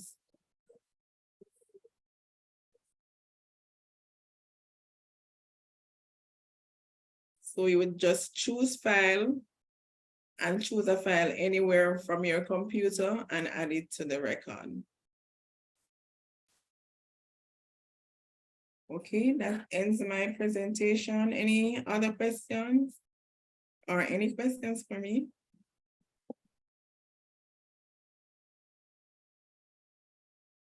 Any questions for Caroline, anybody? She was very patient, and we know the challenges with technology. So Caroline, we thank you for your effort. You're welcome. And Cameron would have indicated that once we have all the presenters' permission, then the recording will be available on our website, and you can have access to it. So that sounds like everybody is good, and Caroline, you did such a good job.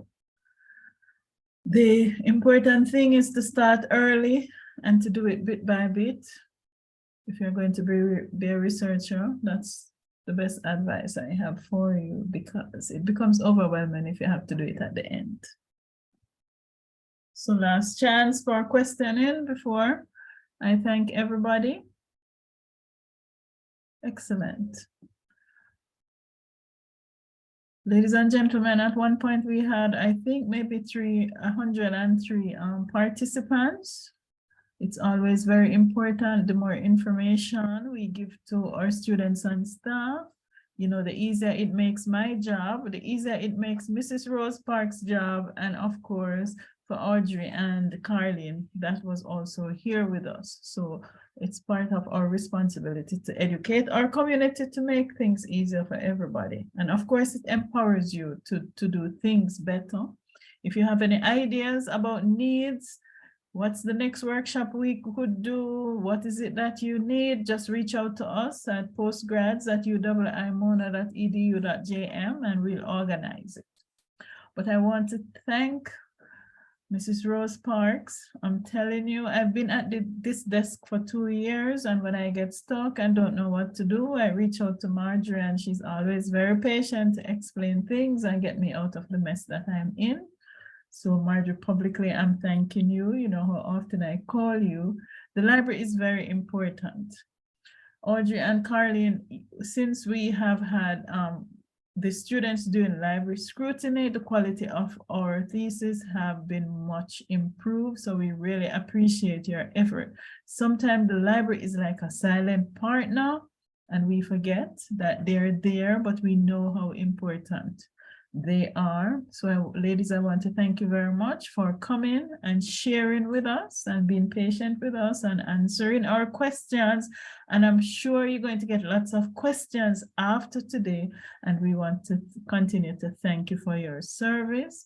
I want to thank my assistant, Cameron, because, you know, she does a lot of background work to make these things happen. And the only thing she does, she confirms the time with me to make sure I'm available. And then a few days ago, she brought me the program. So I just show up and look pretty. That's what I tell everybody. So thank you very much, Cameron. Our assistant registrar, Miss Georgia Bennett. She is the giant lady, very silent in the background, but she's making sure everything gets done. And she leads the administrative team in graduate studies. I saw Geraldine online. I'm not sure who else is there from the team. Apart from Cameron and Geraldine and GB, do we have any other graduate reps online? Shanique. Oh, Shan is there. Wonderful. All right. So ladies and gentlemen, remember, if you need us, just reach out to us. And we're here to support you to make sure your graduate experience is the best that it can be. And remember, the easier it is for you, and the more we help, the better it will be for the library, for the Office of Graduate Studies and Research, and for the Board for Graduate Studies and Research. So we're always happy to help. I know it's Friday afternoon. Please have a good afternoon. Bye-bye. Thank you and bye. Thank you, Marjorie. Thanks. Thank you. Much appreciated. Bye. Thank you. Bye.